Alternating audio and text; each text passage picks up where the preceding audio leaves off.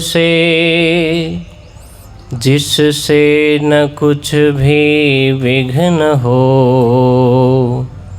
सद्बोध के आरंभ से, करिए दया निधि अब मुझे।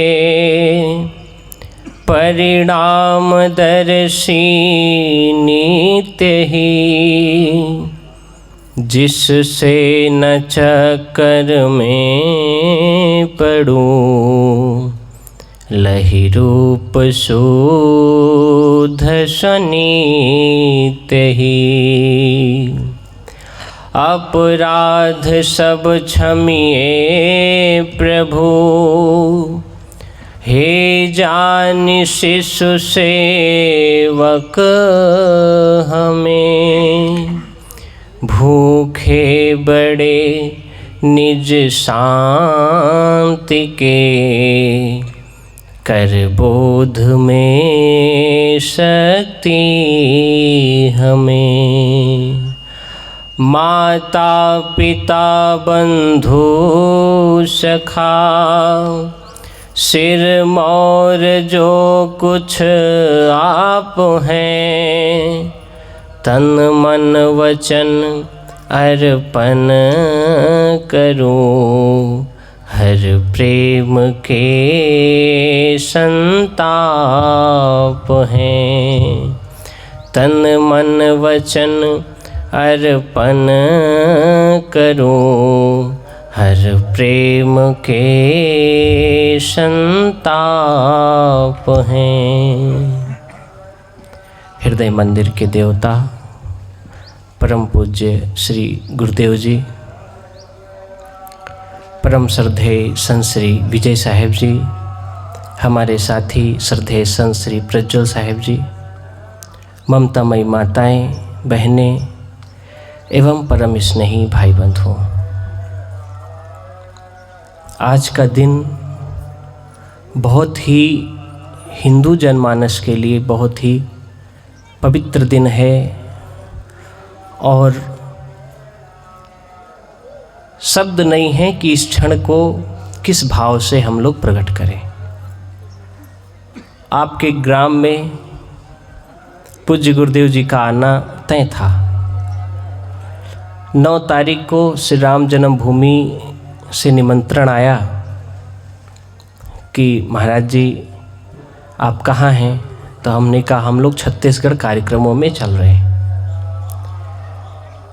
उन लोग का बड़ा आग्रह था मंदिर के ट्रस्टियों का कि ऐसे पुनीत कार्य में, ऐसे दिव्य आयोजन में आप जरूर पधारें।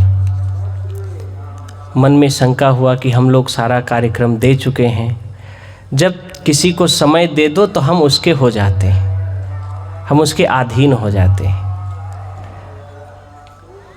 ठाकुर राम जी से बात हुआ, इसके पहले जो यहाँ कार्यक्रम था वहाँ बात हुआ। ठाकुर राम जी सहज में मान गए। एक बार जैसे हमने कहा कि भैया ऐसा ऐसा प्रोग्राम बन रहा है गुरुजी का और आपकी अनुमति हो तो जाएं।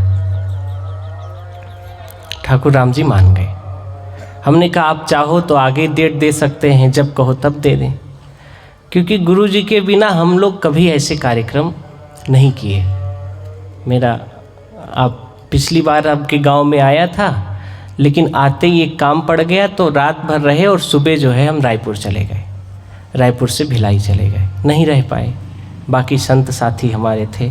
हो सकता है आप लोग हमको नहीं जानते हो, है ना, क्योंकि पिछली बार हम लोग मिले नहीं थे। ठाकुर राम जी ने कहा कि साहेब आप रह जाओ, गुरुजी चले गए। हम लोग के लिए भी बड़े हर्ष की विषय है कि हमारे गांव में गुरुदेव थे और वहाँ से उनको जाना हो रहा है, तो हमारे लिए भी बड़े पुण्य की बात है। इसलिए आप आ जाइए। आप लोग कहाँ रहेंगे? हमने कहा हम खाली रहेंगे और हम आ जाएंगे, हमारे सभी साथी लोग आ जाएंगे। बड़ा सुंदर लग रहा है कि जो सहज भाव है, जीवन का सहज भाव ही परमात्मा का दर्शन, परमात्मा का स्पर्श, उसकी याद दर्शाता है। जिसके जीवन में सहजता नहीं है, विनम्रता नहीं है, स्वीकार्यता नहीं है। स्वीकार करने का मतलब कैसी भी स्थिति हो आप उसको अंगीकार कर लो, आप उससे घृणा मत करो। आज राम का प्राण प्रतिष्ठा का जो कार्यक्रम हो रहा है, भगवान राम ने अपने जीवन में सुख और दुख दोनों को एक भाव से ग्रहण किया। ऐसा नहीं है कि सुख मिला तो खूब उछलने लगे, नाचने लगे, कूदने लगे, प्रसन्न हो गए। ऐसा नहीं है, ऐसा सुनने में नहीं आता है। और जब जीवन में विषम परिस्थिति आई तो रोने लगे, चिल्लाने लगे, परेशान होने लगे, कोर्ट कचहरी जाने लगे। ऐसा भी सुनने में नहीं आता है। जिस व्यक्ति के जीवन में आज मैं सुनता हूँ कि लोग सौदा करते हैं कि खेत बेचना है, तय भी हो जाता है कि हाँ इतने में देंगे, इतने लाख में देंगे, लेकिन वही व्यक्ति, उसी का खेत है, उसी ने तय किया है, लेकिन किसी कारणवश यदि मना कर देता है कि आज हम नहीं दे पाएंगे, तो कितनी बेमनस्ता, कितनी दुश्मनी फैल जाती है। लेकिन भगवान राम के जीवन में देखो, शाम को पता चलता है कि राम को कल राज्याभिषेक होगा, वो महाराज होंगे, और आधी रात्रि में ऐसा माहौल बनता है, ऐसा वातावरण बनता है कि उनको पता चलता है कि माँ की इच्छा है, पिता की इच्छा है। वैसे पिता ने नहीं कहा है, ऐसा कहीं सुनने में नहीं आता, ना पढ़ने में आता कि महाराज दशरथ ने कहा हो कि जो है तुमको वन जाना है। माता कैकेयी ने कहा। जब राम गए दशरथ के कक्ष में, पता चला कि पिताजी विह्वल हैं, परेशान हैं, दुखी हैं, तो उनके कक्ष में गए तो माता कैकेयी ने बताया कि ऐसा ऐसा 2 वचन दिया था इन्होंने, और हमने आज वो वचन मांग लिया है, वरदान मांग लिया है। वो वरदान ये है कि भरत को राजगद्दी और राम को 14 वर्ष का वनवास। राम ने सहर्ष, विनम्रतापूर्वक, श्रद्धापूर्वक स्वीकार किया और कोई प्रतिक्रिया नहीं, माँ के प्रति भी भाव नहीं बिगड़े। हम लोग का स्वभाव देखो, भोजन करने बैठते हैं, रोटी को 2 मिनट देरी हो जाए तुरंत भाव बिगड़ जाता है, मन की स्थिति बिगड़ जाती है, हम लोग लड़ने लगते हैं, उलझने लगते हैं। लेकिन वो व्यक्तित्व जिसके जीवन में राजा बनने का समय आया, चक्रवर्ती सम्राट बनने का समय आया, लेकिन समय आया, सब कुछ तय हो गया। महाराज की थोड़ी भी इच्छा नहीं थी कि राम बन जाएं, क्योंकि उनको पता था कि राम बन गए और हम इधर गए, हमारा जीवन खत्म हो जाएगा। उनको तय था, पता था, श्रापित थे। हमारे आपके जीवन में आज राम की प्रतिष्ठा हो, राम का अवतरण हमारे हृदय में हो। कैसे होगा? राम के जैसे गुण को धारण करेंगे, उनकी जैसी मर्यादाओं का पालन करेंगे। हमारा आपका जीवन है, इसमें उतार चढ़ाव, अच्छा बुरा सब आएगा, आता ही है, लेकिन उसी चीज़ को हम समभाव से स्थित होकर के जब देखते हैं तो कोई भी परिस्थिति हमारे जीवन को विचलित नहीं कर पाती है। आज राम के जीवन से, उनके व्यक्तित्व से हमको ये सीखना है कि चाहे सुख हो चाहे दुख हो, हम दोनों को हृदय से स्वागत करेंगे, किसी से घृणा नहीं करेंगे, किसी से बैर नहीं करेंगे, और जो हमारा दुश्मन है उसके भी हित की बात करेंगे। कितनी बार रावण को समझाया होगा।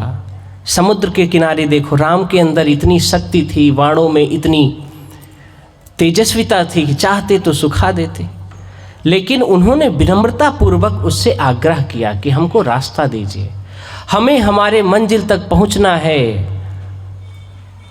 हमको आपको पार करना है, हमको इजाज़त दीजिए। उसके लिए प्रार्थना किया। कहते हैं 3 दिन तक बैठे और हम लोग देखो कितने स्वार्थी हैं, 2 मिनट नहीं बैठ पाते हैं, घर में लड़ लेते हैं। जैसे ही भात में देरी हुई, सब्जी में देरी हुई, लड़ जाते हैं ना, लड़ते हैं कि नहीं लड़ते हैं? ये सब हम कैसे जानेंगे कि हम राम के, जहाँ राम का जन्म हुआ उस धरती पर हमारा जन्म हुआ है? कब पता चलेगा? जब वैसा आचरण हमारे भीतर में होगा। हम लोग आज राम की पूजा कर रहे हैं, खूब याद कर रहे हैं, इससे ज़्यादा लाभ नहीं होगा। ज़्यादा लाभ तब होगा जब राम हमारे हृदय में आएंगे। हम अपने आंगन को साफ करेंगे। तूने आंगन नहीं बहारा, कैसे आएंगे भगवान? हमारे अंदर वही बुराई, वही चोरी, वही लालच, वही विकार है, कैसे भगवान आएंगे? हम किसी को देख करके प्रसन्न नहीं हो पा रहे हैं, खुश नहीं हो पा रहे हैं, भगवान कैसे आएंगे? विचार करो। भगवान आएंगे तो बिठाओगे कहाँ? वही घिसी पिटी बातों में, मन के विकारों में। मन को कहाँ उजला किए हो? मन का एक कोना तो साफ करो उनके लिए। अचानक आ गए, आपके हृदय में प्रकट हो गए, तो कहाँ ले जाओगे? क्योंकि चारों तरफ उलझन है, तनाव है, द्वंद्व है, अशांति है। कभी कभी शांति से बैठो, अपने मन को देखो। सबसे बड़ा ज्ञानी वो है जो अपने मन को समझता है, अपने मन को संवारता है, अपने मन को अपने हिसाब से चलाता है, वो सबसे बड़ा ज्ञानी है।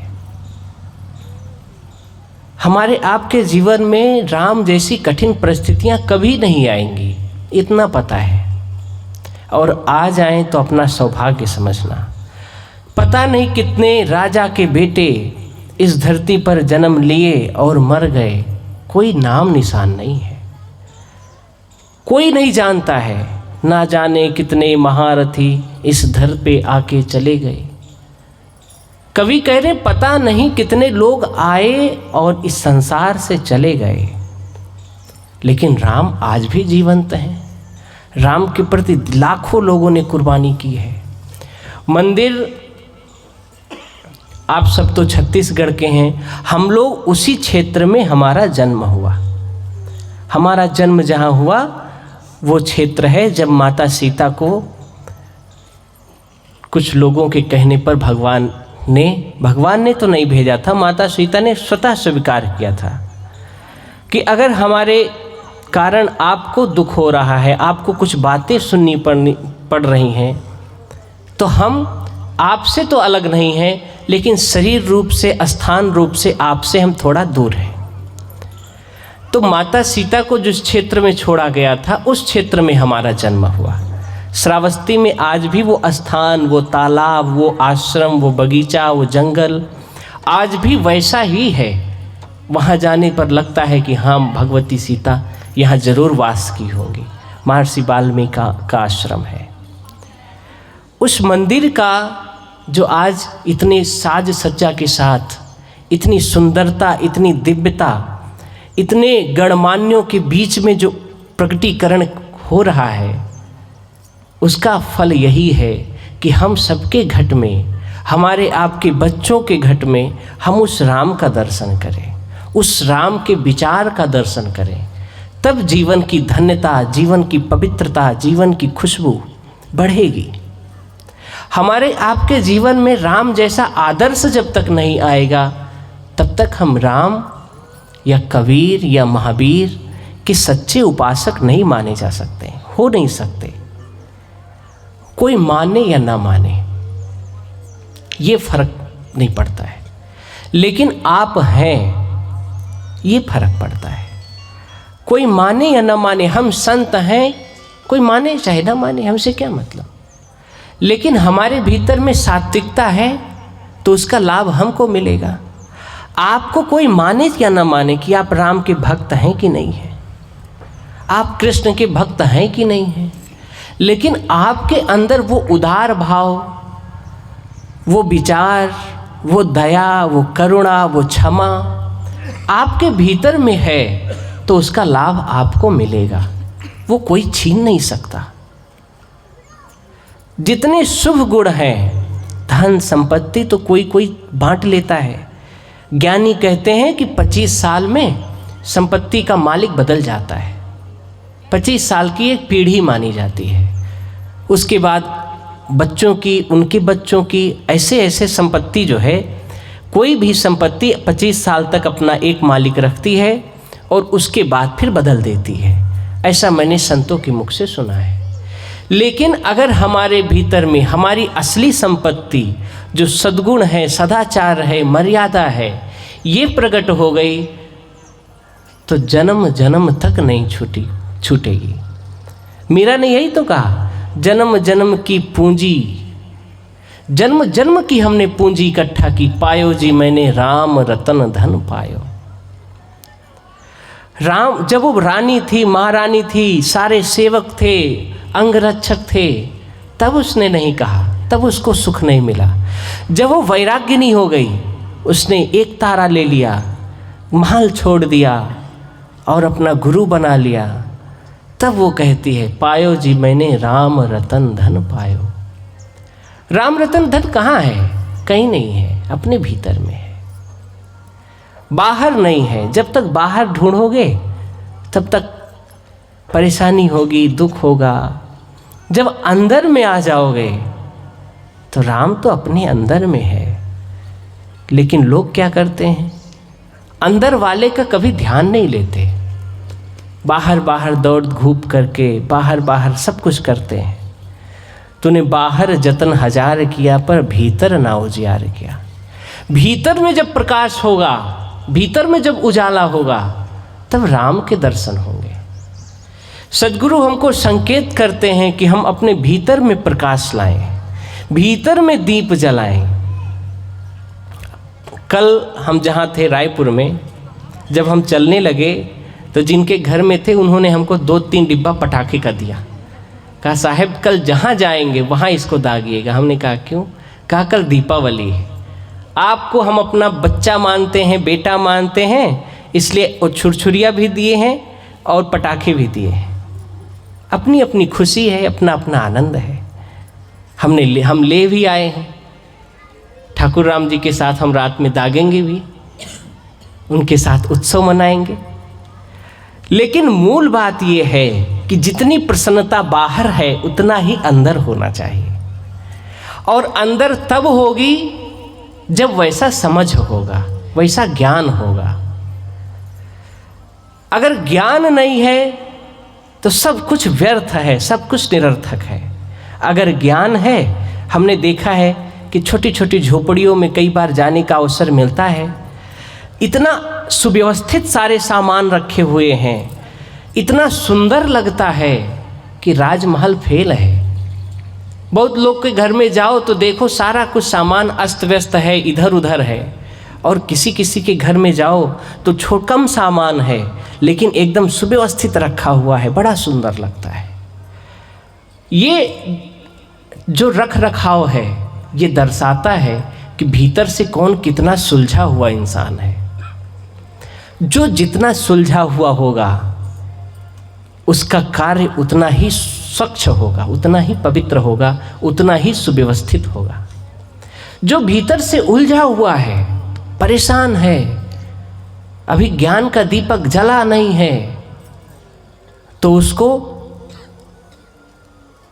आजकल इतने अच्छे अच्छे रोड बन गए हैं लेकिन दुर्घटनाएं कम थोड़ी हुई हैं, क्योंकि भीतर उजाला हो ही नहीं रहा है, भीतर नहीं चमक रहा है। बाहर तो रोडें बहुत सुंदर हो गई हैं लेकिन भीतर नहीं है। तो इसलिए चल तो रहे हैं, तन कहीं और है, मन कहीं और है, और जाके भिड़ जाते हैं, दुर्घटनाएं हो जाती हैं। राम के जीवन में ऐसा नहीं था। भगवान राम जब गुरुकुल गए, गुरु के सानिध्य में गए, तो गुरु ने कहा कि राम तुम ऐसी जगह आए हो, तुम उस स्थान पे आए हो, यहाँ तुमको वो शिक्षा मिलेगी, चाहे तुम्हारे जीवन में सुख आए, चाहे तुम्हारे जीवन में दुख आए, तुमको कोई विचलित नहीं कर पाएगा। कोई तुमको डिगा नहीं पाएगा, हिला नहीं पाएगा। तुम अपने पद में रहोगे, अपनी आत्मा में रहोगे, यहाँ पर तुमको वो शिक्षा मिलेगी। और याद करिए वो क्षण जब उनको पता चला कि हमको वनवास जाना है। कोई कहीं सुनने भी नहीं आता है। तिनके के समान आदमी तो हम लोग तो अपने कपड़े फट जाते हैं तो भी नहीं छोड़ पाते, उससे फिर पोछा बनाते हैं। लेकिन उन्होंने राजमहल को ऐसे छोड़ा जिसके बारे में हम लोग सोच करके हमारे भीतर धन्यता होती है। और हम लोग ऐसे हैं कि कोई दो बात कह दिया तो उसको जन्म जन्म तक रखते हैं।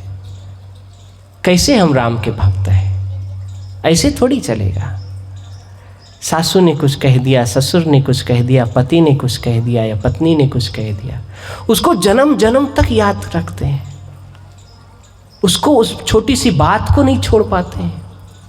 और राम पूरा राजमहल, पूरी सेना, पूरी रियासत, पूरा साम्राज्य ऐसे छोड़ा जैसे उसमें कोई रस ही ना हो, कोई तत्व ही ना हो। और आपको बता दें, त्याग में सुख है, त्याग में आनंद है। जितना आप त्यागी बनोगे उतना ही आपके जीवन में आनंद आएगा, उतना ही सुख आएगा और उतना ही जीवन का रस मिलेगा। हम लोग तो भूले हुए हैं। महात्माओं का जीवन इसीलिए निरापद कहा गया। महात्मा कौन है? जो हर एक चीजों से विमुख है, संसार में है। यदि जग में रहूं तो ऐसे रहूं जैसे जल में कमल का फूल रहे। महात्मा कहते हैं कि प्रभु हम संसार में रहें तो ऐसे रहें जैसे कीचड़ में कमल का फूल खिलता है। और इसीलिए कहीं ना कहीं सदगुरु कबीर का जो अवतार हम लोग मानते हैं कि कमल के फूल पर उनका जन्म हुआ, उनका अवतार हुआ। जब हमारे आपके भीतर में वो दिव्यता, वो समझ आएगी, तब जीवन में राम कबीर का अवतार होगा। जितने महापुरुष हुए जन्म से सब हम आपके जैसे ही थे। जैसे हमारे आपके दो आंख, दो कान, दो नाक। नाक का भी दो छेद है ना, एक नहीं है, दो है। इसको भी महात्मा लोग इंगला पिंगला कहते हैं। सब कुछ सामान्य था, लेकिन जो तेजस्विता था वो उनके भीतर में था। उनके भीतर में ये था कि उनके भीतर का राम जग गया। उनका दीपक, अपने दीपक को प्रकाशित कर लिया, जिसको भगवान बुद्ध ने कहा अपदीपो भव। आप अपना दीपक जलाओ, अपने भीतर प्रकाश करो। हम जब यहाँ चूकते हैं, जब अपने भीतर प्रकाश से चूकते हैं, तब जीवन में अंधकार आता है, विकार आता है। तो सारा कुछ सजा सजाया, सब कुछ व्यवस्थित सुव्यवस्थित अगर सुलझा हुआ इंसान है। हमने देखा है गांव में कि जब बारातें आती हैं तो अगर उसमें सुलझे हुए लोग हैं, समझदार लोग हैं, कोई बात होती है तो उसको सुलझा लेते हैं, विवाद नहीं होने देते हैं। और अगर नशेड़ी हैं, अज्ञानी हैं, विकारी हैं, तो कोई बात नहीं होगी तो भी झगड़ा होगा, गोलियां चलेंगी, मार होगा और एक अच्छा संबंध जो बनने जा रहा था वो बिल्कुल बिखर करके खत्म हो जाएगा। राम के जीवन में एक ऐसा समय आया, आपको ये निश्चित होना चाहिए कि सुख दुख सबके जीवन में, तुलसी इस संसार में सुख दुख सबको होय, ज्ञानी काटे ज्ञान से मूर्ख काटे रोय। तुलसी इस संसार में सुख दुख सबको होय, ज्ञानी काटे ज्ञान से मूर्ख काटे रोय। भगवान राम के जीवन में भी ऐसा समय आया कि जितने घर के लोग हैं उतने छिन्न भिन्न हो जाएं। जैसे बच्चे लोग जब वो गोला दागते हैं ना, तो जब दगता है तो उसका एक एक धागा इतनी दूर जा कर के गिरता है, सब कुछ बिखर जाता है। ऐसे ही आपके जीवन में ऐसा क्षण आएगा आपको समझने के लिए, आपको परखने के लिए कि आपके जीवन में वो क्षण आएगा कि जितने लोग हैं सबका मन अलग अलग है, सब छिन्न भिन्न हो जाएं, लेकिन आपके मन में ज्ञान है, आपके हृदय में प्रकाश है, वो क्षण आपका कुछ बाल न बागा कर पाएगा। भगवान राम ने जब वनवास स्वीकार कर लिया, राज्य को तिनके के समान छोड़ दिया, तो भरत उसको फूटी आंख भी नहीं देखे। आज बताओ, आज के युग में ऐसा हो सकता है? हमने यहां तक देखा है कि अगर छोटा भाई मंद बुद्धि का है, कमजोर दिमाग का है, तो बड़ा भाई उसके साथ क्या करता है? उसके साथ बहुत अन्याय करता है। वो तो अच्छा है कि ऐसे नियम कानून बन गए, ऐसे सरकार ने योजनाएं बना दी कि संपत्ति में सबको बराबर मिलेगा, चाहे छोटा हो, बड़ा हो, विकलांग हो, कैसा भी हो। लेकिन राम के जीवन में ऐसा नहीं हुआ। भरत ने बिल्कुल स्वीकार नहीं किया, यहाँ तक उन्होंने अपने माँ को भी नहीं स्वीकार किया। भरत आते ही माँ के ऊपर बरसे, सबके ऊपर बरसे, और वहीं पीछे पीछे भागे जहाँ राम गए थे। पूरी याद प्रार्थना किया, सब कुछ किया, लेकिन राम ने अपने पथ को नहीं छोड़ा। और आज भी देखिए वो स्थान पर गए जो आचरण धारण किया, जिसके बदौलत हम आपके हृदय में आज भी उनके प्रति ऐसा भाव है, वैसा जीवन उन्होंने जिया, जिसके कारण वो जन्म तो साधारण हुआ था जैसे सबका होता है, लेकिन जाते जाते वो परमात्मा बन गए, ईश्वर बन गए, और उनको लोग क्या क्या नहीं कहते हैं, किस किस उपाधि से नहीं जानते हैं। कितने लोगों ने उनके मंदिर के लिए, उनके नाम के लिए अपना कुर्बानी दे दी।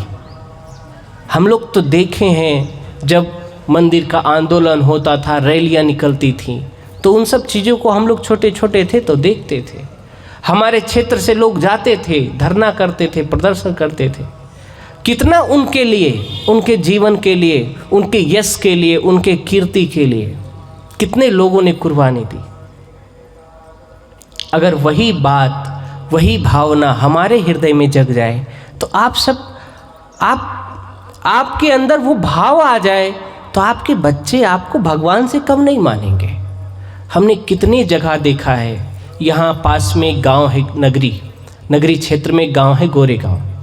मैं गुरुदेव के साथ में प्रतिवर्ष वहाँ जाता हूँ, और वो एक मास्टर साहब हैं खिलानंद जी, उनका मैंने अपनी माँ के प्रति जो भाव देखा कि वो शिक्षक हैं, रिटायर होने वाले थे, माँ थी उस समय, वो सेवारत थे। वो रोज़ सुबह उठ करके नहा करके माँ को स्नान करा करके और माँ को तेल बुकवा लगा करके एकदम कंघी वंघी कर करके तब स्कूल जाते थे। हम देखते थे तो हमारा हृदय गदगद हो जाता था, प्रसन्न हो जाता था। तो आपके भीतर में उस माँ की योग्यता, उस माँ के भीतर में जो माँ ममता, माँ के भीतर में क्या होना चाहिए? ममता होना चाहिए। ममता किसको कहते हैं? सागर को कहते हैं। जैसे सागर में चाहे जो कुछ जाए, सब कुछ अपने भीतर समा लेता है। चाहे राग, द्वेष, ईंटा, कंकड़, पत्थर जो भी जाए, सागर कभी नहीं कहता कि हमको नहीं, हमको बस साफ साफ पानी दो, गंदा पानी हम नहीं लेंगे। ऐसे माँ का हृदय होना चाहिए। सारा कुछ अपने भीतर में धारण कर ले। बच्चों की गलतियाँ, बच्चों की अच्छाइयाँ, उनका रोना, उनका गाना, उनका नाचना कूदना, और इसके साथ साथ सागर देखो सब कुछ अपने भीतर धारण करता है और उसके बाद वापस कर देता है। सागर में जब जल जाता है तो खारा हो जाता है, लेकिन वही जल वाष्पित होकर के बादल में जाता है, आसमान में जाता है। बादल को पिता समझ लो। बादल में जाता है तो बादल भी अपने पास नहीं रखता है, फिर अपने बच्चों के लिए, धरती के लिए बारिश कर देता है। आप अपने स्वभाव को ऐसा बनाओ कि कोई स्तुति, कोई निंदा, कोई डावे सिर धूर, हमको काज न काहू से क्या ज्ञानी क्या सुर। आपको कोई अच्छा कहे, बुरा कहे, निंदा करे, चुगली करे, बेईमान कहे, चोर कहे, सुन लो, विचार करो कि हम हैं क्या, नहीं है तो जाने दो। हाथी चलती है, कुत्ते भौंकते रहते हैं। तो आप अपने जीवन को अपने सिद्धांत पूर्वक जियो। किसी के कहने से ना आप हाथी हो जाओगे, न कुत्ता हो जाओगे, न बिल्ली हो जाओगे, न चोर हो जाओगे, न बदमाश हो जाओगे। आप तो अपने करने से होगे। आपने अगर ठान लिया है कि हम अपने भीतर में राम जैसा आदर्श स्थापित करेंगे, आपको कौन दुखी कर सकता है? राम को कोई पैदा नहीं हुआ कि जो व्यक्ति उनको दुख पहुंचा सके। और आप भी, ये महात्माओं ने कहा है, काहु न को सुख दुख कर दाता, निज कृत कर्म भोग फल पाता। आप हम परेशान ना हो, दुखी ना हो, हम आपको कौन विचलित कर सकता है? लेकिन हम तो पहले से तैयार हैं कि कोई हमको थोड़ा से कहे, हम उसमें ज़्यादा दुखी हो जाएंगे, ज़्यादा परेशान हो जाएंगे, ज़्यादा चिंतित हो जाएंगे, ज़्यादा शिकायत कर देंगे। ऐसे काम नहीं चलेगा, जीवन का सुख नहीं मिलेगा। समय बीत जाएगा, हम मर जाएंगे, लेकिन जीवन का आनंद नहीं मिलेगा। अपने राम को जगाओ, राम को समझो। साहब कह रहे हैं, सब घट मेरो साइयाँ सुनी सेज न कोय, बलिहारी ता दास की जाघट परगट होए। सबके हृदय में वो राम बैठा हुआ है। मंदिर तोड़ो, मस्जिद तोड़ो, ये तो एक मुजाका है, मगर किसी का दिल मत तोड़ो, ये घर खास खुदा का है। हम आप मंदिर बनाते हैं, मस्जिद बनाते हैं, लेकिन उसकी बहुत हिफाजत करते हैं। लेकिन जो ये परमात्मा ने शरीर रूपी मंदिर बनाया है और इसमें वो बैठा हुआ है, कभी उसके तरफ ध्यान नहीं देते हैं। जिस दिन से ये भाव आ जाएगा कि सब घट मेरो साइयाँ, उस दिन से मन की, सोचने की, देखने की तरीका ही बदल जाएगा। फिर तो कोई दुश्मन है ही नहीं।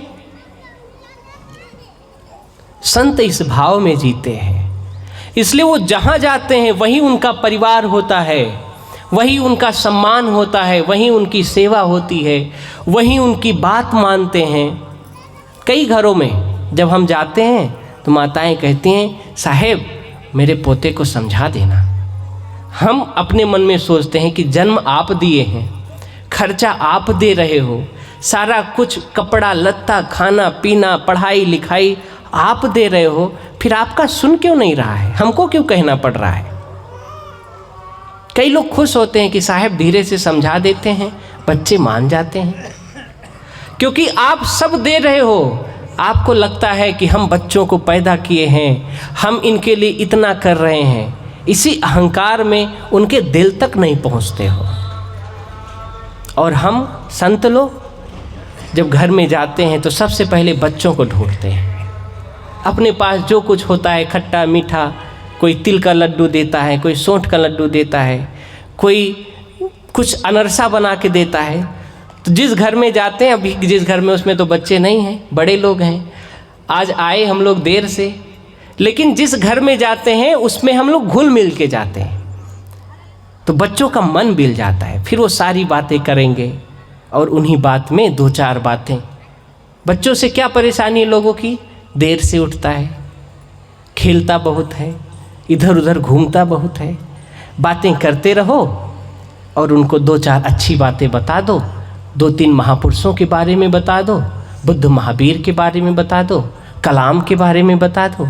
जो अच्छे महापुरुष हुए, जिन्होंने अपने जीवन में रोशनी लाई, उनके बारे में बता दो। आदर्श पुरुषों के बारे में बता दो। देखो उनके जीवन में परिवर्तन आता है कि नहीं आता है। श्रवण कुमार की घटना बता दो।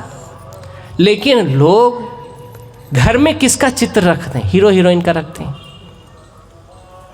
मोबाइल में क्या देखते हैं? पिक्चर देखते हैं। कभी भी समाज में जो समाज के अग्र लोग हैं, जो इसी समाज से उठ करके नाम किए, जीवन में चांदनी जैसा प्रकाश फैलाए, उनके बारे में हम सोचते ही नहीं हैं।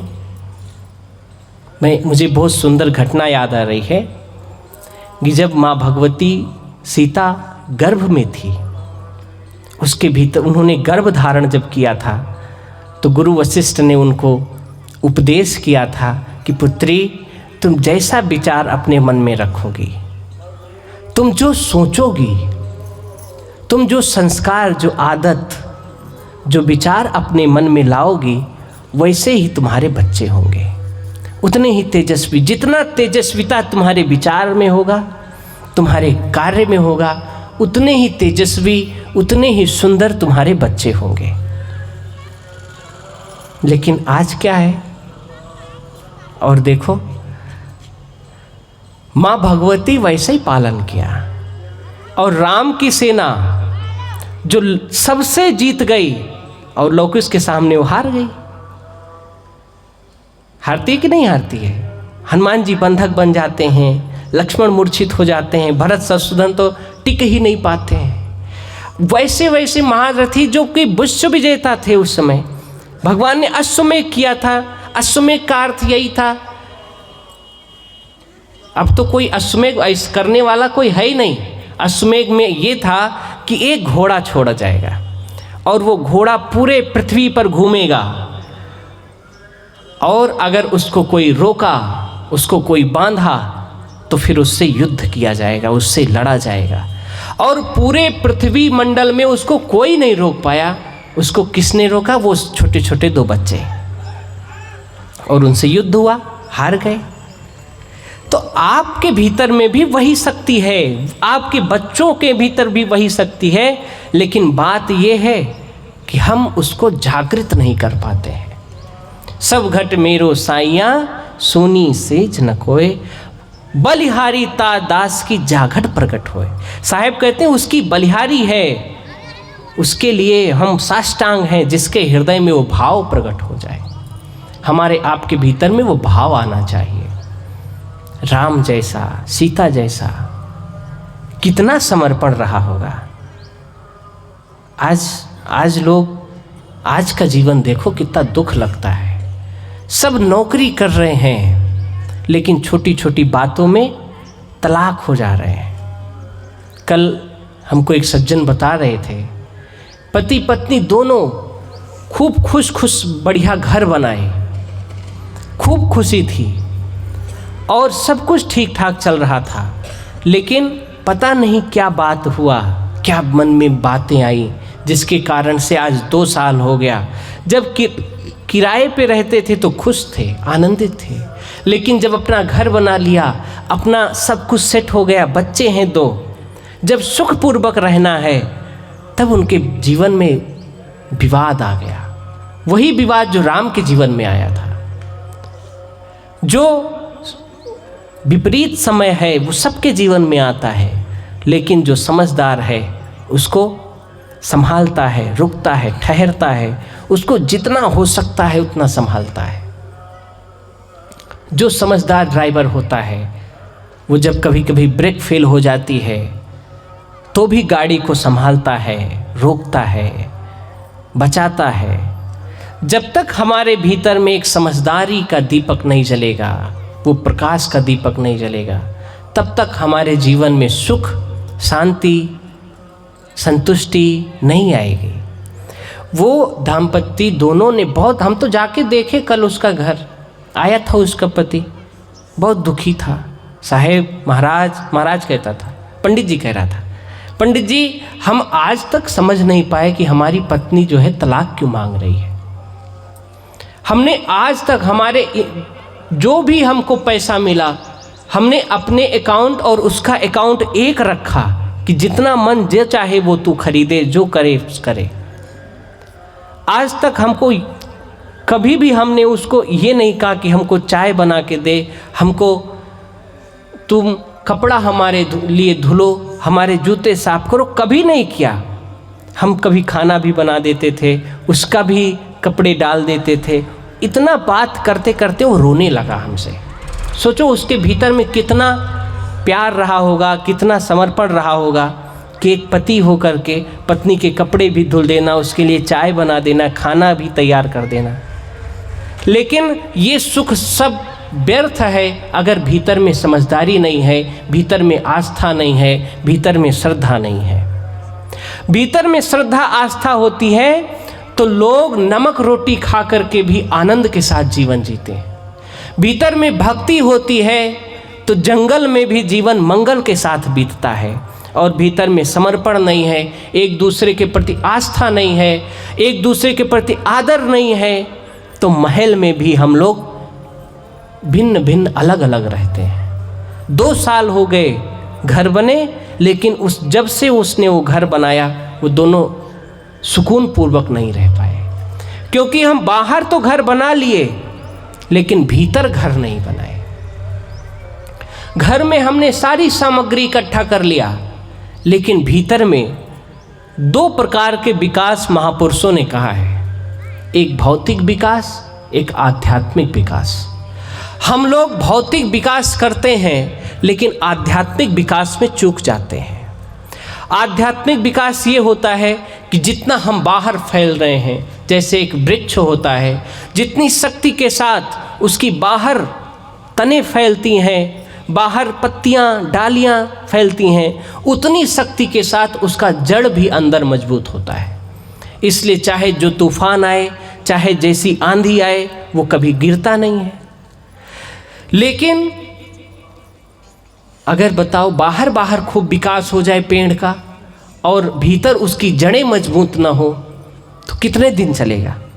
जैसे ही बरसात हुई, थोड़ी तेजी से हवा चली और पेड़ पलट जाएगा। आज वही स्थिति है कि बाहर तो नौकरी भी मिल गई, प्लाट भी खरीद लिया, शादी भी हो गई, बच्चे भी हो गए, सब कुछ हो गया, लेकिन भीतर में मजबूती नहीं हुई। सहने की शक्ति, आदर देने का भाव, प्यार करने का मन नहीं हुआ। आज बहुत बढ़ता जा रहा है। परसों 19 तारीख को मैंने गुरुदेव जी को एयरपोर्ट पे छोड़ने के बाद एक बहन है, वो जज बन गई है। खाली समय था तो हम उसको फ़ोन लगाए, कहाँ हो? तो उसने कहा हम घर पे हैं, महाराज जी जो है जुकाम हो गया है, इसलिए हम कोर्ट नहीं गए हैं। हमारे साथ संत एक और थे, हम दोनों गए। वो बता रही थी, इतनी सारी बातें बताएं कि साहेब हमारे पास बिना मतलब के, बिना सिर पैर का जो है इतने मुकदमे हैं जिसको सुलझाने में सालों लग जाते हैं। और इसीलिए साहब ने कहा है, बिना सिर पैर का दुश्मन प्रभु हर दिन सताता है। ये क्या है? ये जो मन में बातें उठती हैं, बिना सिर पैर की बातें, बिना जड़ की बातें होती हैं। और जिन बातों में जड़ होता है उसका समाधान भी हो जाता है। लेकिन ये बिना सिर पैर की बातें इतना उड़ती हैं, कहते नहीं एक हाथ ककड़ी 9 हाथ बिया, इतनी बातें फैलती हैं जो कि जीवन को तहस नहस कर देती हैं। अगर वो पति पत्नी कभी भी धृतराष्ट्र और गांधारी का प्रसंग सुना होता, उनके जीवन का कभी उनके माता पिता ने गांधारी का समर्पण कभी सुनाया होता, तो क्या वो ऐसा करती? गांधारी कहाँ से आई थी? अफगानिस्तान में गांधार पड़ता है, और हस्तिनापुर दिल्ली के पास में हस्तिनापुर है। गांधारी जब आई गांधार से तो उसकी शादी हुई महाराज धृतराष्ट्र से। महाराज धृतराष्ट्र दोनों आंखों से अंधे थे। आज के समय में बताओ, आज के समय में ऐसा होता कि अरे भाई थोड़ा सा लड़का सांवला होता है, लड़की तुरंत नो आई नो एक्सेप्ट, मैं इस नहीं स्वीकार करूँगी। हमने देखे सुने। और उसी मजे की बात तो ये है, 2 साल बाद लड़की की नौकरी लग गई, लड़की को भी कोई रिश्ता नहीं मिला था, और फिर वही शादी हुई। ये हमारे गांव की बात है, हमारे परिवार के ही थे, हमारा भाई लगता है। उसकी शादी फिर उसी लड़की से हो गई। ये भाव, ये जीवन में ये ऐसा नहीं होना चाहिए। आप किसी को स्वीकार करो, उसको हृदय से स्वीकार करो। अगर दुख है तो दुख को स्वीकार करो, सुख बन जाएगा। सावित्री ने स्वीकार किया, उसका पति अमर हो गया। आप भी स्वीकार कर लो, गरीब है, अगर स्वीकार कर लिया, प्रेम दिया, प्यार दिया, उसको वात्सल्य भाव दिया, वो भी महान बन जाएगा। वो भी, उसके अंदर भी कोई योग्यता का प्रकट हो जाएगा। प्रेम में बहुत बड़ी शक्ति होती है। जैसे हम खेत में खाद डालते हैं ना तो हमारी फसल अच्छी होती है, ऐसे जब जीवन में प्रेम होता है, भक्ति होती है, तो जीवन खिलता है, जीवन चमकता है। जीवन में बड़ी सुंदर सुंदर फूल खिलते हैं, खुशी के फूल, आनंद के फूल। तब जब भक्ति हो, प्रेम हो। भक्ति का मतलब होता है जुड़ना, एक दूसरे के प्रति जुड़ें, मिलें, मन से मिले, आत्मा से मिले, पैसे से नहीं, संपत्ति से नहीं, रूप रंग से नहीं। रूप रंग तो ये अंत अवस्था दूर, ये तो मिट जाने वाला है। शरीर गोरी चमड़ी हो, काली चमड़ी हो, ये सब नष्ट होने वाली नश्वर काया है। चाहे जितना सुंदर हो, तेल चमेली चंदन साबुन चाहे लगा लो सेंट, जगत में कोई न परमानेंट, कोई परमानेंट नहीं है, सब छूटने वाला है। वास्तविकता ये है कि कितने प्रसन्नतापूर्वक, कितने आनंदपूर्वक आप अपना जीवन व्यतीत कर रहे हो, ये आनंद का बात है। गांधारी ने जब देखा कि महाराज हमारे स्वामी, हमारे पति दोनों आंख से अंधे हैं, आंख का सुख नहीं है इनको। यहाँ छोटे छोटे लोग पता नहीं क्या क्या बोल देते हैं। वो राजा की बेटी थी, राजकुमारी थी, उसने तुरंत उसी क्षण अपने साड़ी से चीर निकाली और अपने आँख में पट्टी बांधी और प्रतिज्ञा लिया कि जो सुख हमारे पति नहीं पाएंगे, मैं जीवन भर उस सुख का कभी भी उपयोग नहीं करूँगा, उस सुख की कभी भी भोग नहीं करूँगी। और जीवन भर गांधारी ने कभी आँखों का सुख नहीं लिया। आज भी उसका जीवन अमर है। वो उस बेटी को कोई ये शिक्षा देता कि बेटी ऐसे स्वीकारा जाता है, चाहे सुख हो चाहे दुख हो, हम सफर भाव में हम साथ रहेंगे, हम नहीं छोड़ेंगे, तो जीवन का आनंद बदल जाएगा। आपके भीतर में राम जग जाएगा, आपके भीतर में ज्ञान आ जाएगा, आपके बच्चे महान हो जाएंगे। आपकी गाथा, आपका किया, आपने जो कुछ किया वो सब लोग आचरण करेंगे, लोग धारण करेंगे। कब? जब हमारे आपके भीतर में वैसा भाव हो जाए, वो दिव्यता आ जाए, वो पवित्रता आ जाए। आज राम के जीवन से हमको उनके आदर्श को, उनकी मर्यादा को, उनकी दया को, उनकी करुणा को याद करने का जरूरत है। लोग सरपंच हो जाते हैं तो अपने साथी को भूल जाते हैं, विधायक हो जाते हैं, नौकरी पा जाते हैं, माँ बाप को भूल जाते हैं। लेकिन भगवान राम ने लंका जैसे राज को जीता और जीत करके दान दे दिया। आते आते पुष्पक विमान मिला, लेकिन केवट को कभी नहीं भूले। आते आते रुके, केवट से मिले, केवट को प्रेम दिया, निषाद को कभी नहीं भूले। उनके जीवन में जो जो मिला, गिलहरी को देखो, गिलहरी को मैंने सुना है कि लोगों के मुख से सुना है कि गिलहरी के ऊपर जो 3 पट्टी है, कहते हैं कि गिलहरी ने जब देखा कि भगवान के लिए सेतु का निर्माण हो रहा है, तो क्या करती, समुद्र के किनारे जो रेत होता है, रेत में जाती, पहले समुद्र में जाती, डुबकी लगाती, फिर वहाँ से जाके रेत में उल्टी पलटी ऐसे करती और फिर जाकर के फिर समुद्र में नहाती। ऐसे करती। तो बंदरों ने कहा कि अरे पगली, जुखाम हो जाएगा, परेशान हो जाएगी, निमोनिया पकड़ लेगा, मर जाएगी, तो क्यों ऐसा कर रही है, हम लोग कर तो रहे। तो उसने कहा, हमको भगवान ने जितना सामर्थ्य दिया, जितना शक्ति दी, जितना ऊर्जा दिया, हम पूरा उनको समर्पित करते हैं, हमको चाहे जो हो जाए।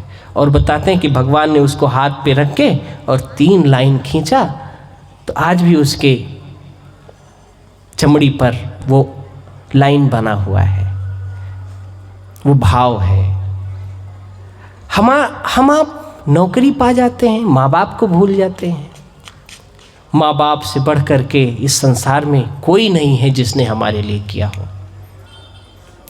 माता पिता गुरु, इन्हीं से हमको जीवन मिला है, इन्हीं से शिक्षा मिली है।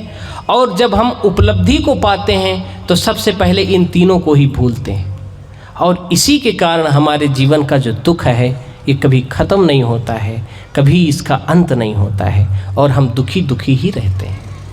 हम इस जीवन का कभी भी लाभ नहीं ले पाते, आनंद नहीं ले पाते।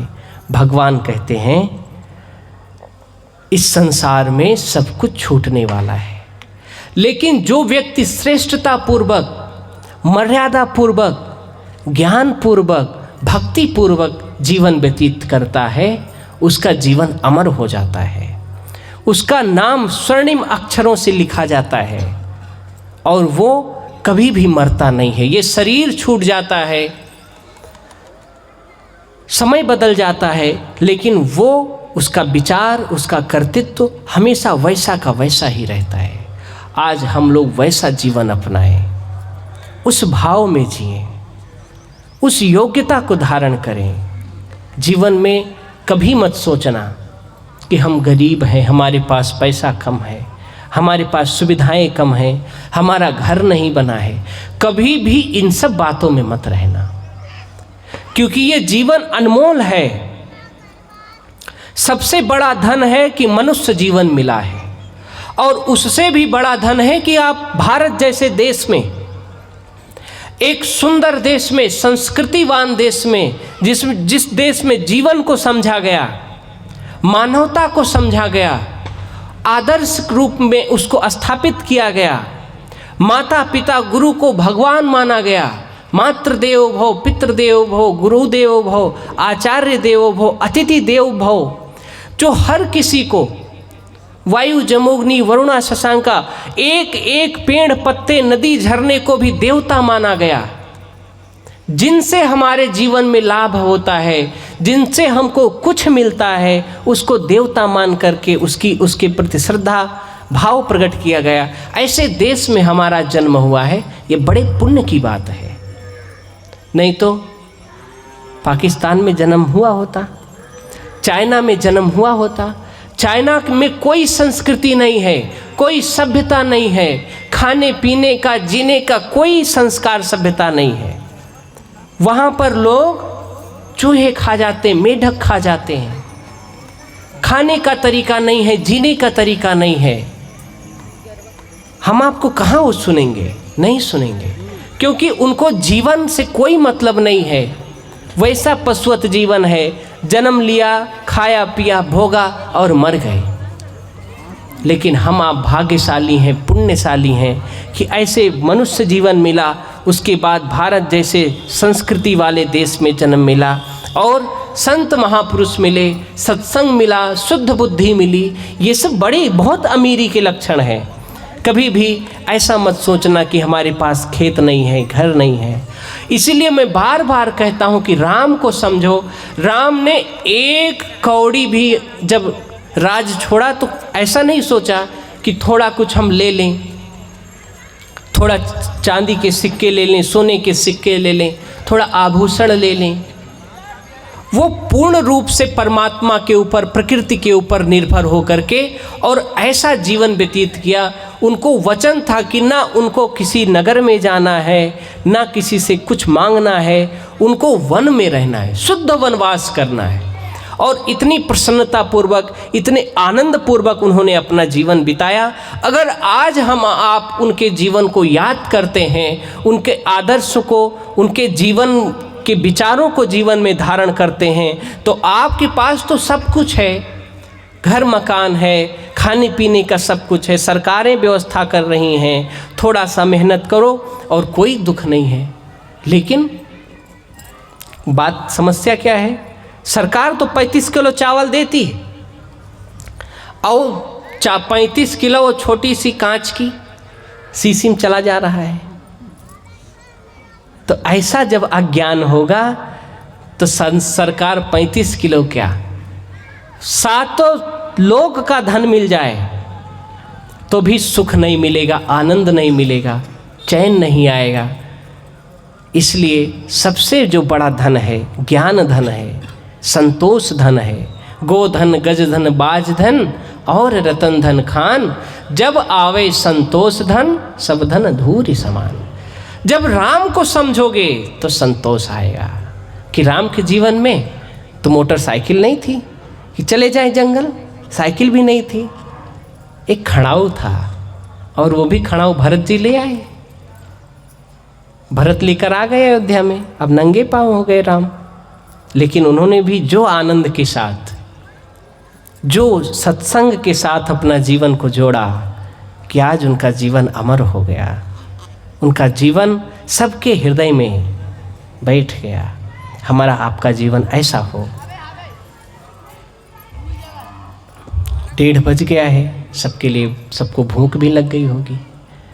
पूज्य गुरुदेव जी नहीं है, पहली बार ऐसा हो रहा है मेरी मैया लोग कि उनके अनुपस्थिति में हम बैठे हैं। हम कोई ज्ञानी नहीं हैं, हम आपके साथी हैं। ये अच्छा एक वातावरण आपके ठाकुर राम जी, भाई साहब, सब लोग मिल कर के बनाए कि गुरु जी तो नहीं है लेकिन आप आ जाओ, आपसे ही सुन लेंगे। हमको ज़्यादा कुछ बोलना नहीं आता, ज़्यादा हम पढ़े लिखे नहीं। छोटी अवस्था में 10 साल की उम्र में गुरुदेव के सानिध्य में आ गए और उनके जीवन से, उनके विचार से जो कुछ सीखा वो भीतर बाहर एक सा है। जो कुछ उनसे मिला कि धन ना हो, उनका भी जीवन बड़ा पवित्र जीवन है। मैंने देखा है साहब, 1 रुपया भी फालतू का खर्चा नहीं, स्टेशन पे कुली नहीं करना, अपना सामान अपने खुद उठाना, ट्रेन में यात्रा करना, पैदल चलना, कभी रोटी में घी ना लगाना, एकदम सहज। पिछली बार आप लोग देखे होंगे, उनके साथ में रहते रहते हमने जो सीखा, जो पाया कि आज गुरुदेव 65 साल के हो गए लेकिन एक गोली कोई दवाई की नहीं खाते, और वैसा स्वस्थ जीवन हम लोग को भी मिला। अब आप अपने हो इसलिए एक बात बताता हूँ। हम लोग थे झठियारपारा गांव में, उधर नगरी से 60 किलोमीटर जाओगे तब पड़ता है। ऐसे प्रवचन के बाद 2 माताएं आई, कहने लगी साहब कौन सा लिपस्टिक लगाते हो? हैं, हमसे कहने लगी साहब कौन सा लिपस्टिक लगाते हो? हम कहे धन्य हो, तुम्हारे चरण कहाँ हैं? हम महात्मा आदमी, हम जो है कोई क्रीम तक तो लगाते हैं, तेल तक तो बाल में लगाते नहीं हैं, और तुम पूछते हो कौन सा लिपस्टिक लगाते हैं? गुरुजी से हम बताए वो बात, वो भी खूब हंसे। तो हम लोग को जो है ये प्रकृति सजाती है। हमारा आपका भोजन अच्छा हो, पानी अच्छा पियो और अच्छे विचार मन में रखो, तो देखो कितने सुंदर लगोगे। रूप रंग से सुंदर नहीं लगता है, विचारों से सुंदर लगता है। मैंने देखा है कि जो प्रेमी लोग होते हैं, जो भक्त लोग होते हैं, उनका चेहरा इतना सुंदर लगता है, इतना अच्छा लगता है। क्यों? क्योंकि उनके भीतर में सजावट है, भीतर में राम बसा है, भीतर में परमात्मा जग गया है। बाहर चाहे जितना क्रीम पाउडर लगाओगे कुछ नहीं होने वाला। कब तक? जब तक भीतर में सुंदरता नहीं आएगी, भीतर में पवित्रता नहीं आएगी। भोजन तैयार हो गया होगा, एक बार सूचना ले लेते कि भोजन का कैसा है, नहीं तो फिर थोड़ी देर और चलाया जाए, नहीं तो 1:30 बज गया है, फिर दूसरा सत्र भी समय से रखना रहेगा। आप सब